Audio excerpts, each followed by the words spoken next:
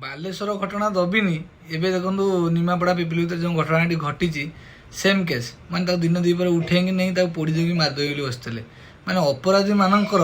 ମାନେ ଅପରାଧ କରିବାକୁ ଆଉ ଭୟ ଲାଗୁନି କାହିଁକି ନା ଦେଖୁଛନ୍ତି ଯାହା ଏହା ତ ହେଉଛି ଆମେ ଆରାମରେ ଖସି ଯାଉଛୁ ସେଥିପାଇଁ ତ ସେମାନେ ଅପରାଧ ଘଟେଇ ଚାଲୁଛନ୍ତି ଯେ ବିଜେପି ସରକାରଙ୍କ ପାଖରେ ମୋର ଗୋଟେ ଅନୁରୋଧ ରହିବ ଯେ ଏମିତି ପ୍ରକାର ଆଇନ କାନୁନ ଆଣନ୍ତୁ ପୁରା ଦବଦବା କରି ବୁଲି ପାରିବେ ଝିଅ ବୋଉମାନେ ଯେ ନାଇଁ ଆମେ ବିଜେପି ସରକାରରେ ପୁରା ସୁରକ୍ଷିତ ଅବସ୍ଥାରେ ବୁଲୁଛନ୍ତି ୟୁପିରେ ବୁଲୁଛନ୍ତି ତେଣୁକରି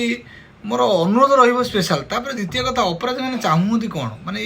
ଇଏ ଯେଉଁ ଘଟଣାଟା ଘଟୁଛି ସରକାର ଏଥିରେ ନିନ୍ଦିତ ହୁଅନ୍ତି ଆଉ କେହି ନିନ୍ଦିତ ହଉନନ୍ତୁ କିନ୍ତୁ ସରକାର ନିନ୍ଦିତ ହୁଅନ୍ତି ବିରୋଧୀଙ୍କୁ ମୁଦ୍ଦା ମିଳିଯାଉଛି ଆକୁ ନେଇ ହଟଚମଟ କରୁଛନ୍ତି ସରକାର ଟିକେ ଏ ବାବଦରେ ଟିକେ ଚିନ୍ତା କରିବା ଦରକାର ଆଉ ଖାସ୍ କରି ମୋର ପୋଲିସ ପ୍ରଶାସନକୁ ଅନୁରୋଧ ରହିବ ଯେ ଦୃଢ଼ରୁ ଦୃଢ଼ କାର୍ଯ୍ୟାନୁଷ୍ଠାନ ଗ୍ରହଣ କରନ୍ତି ଅପରାଧୀଙ୍କ ଉପରେ ତା ନହେଲେ କେହି ଆଉ ଡରିବେନି ଏମିତି ଅପରାଧ ବଢ଼ି ଚାଲିବ ଦିନକୁ ଦିନ ଓଡ଼ିଶା ପୁରା ଅରାଜକତାକୁ ମାନେ ପୁରା ପଳେଇବ ପୁରା ଅଶାନ୍ତ ହେଇଗଲାଣି ଓଡ଼ିଶା।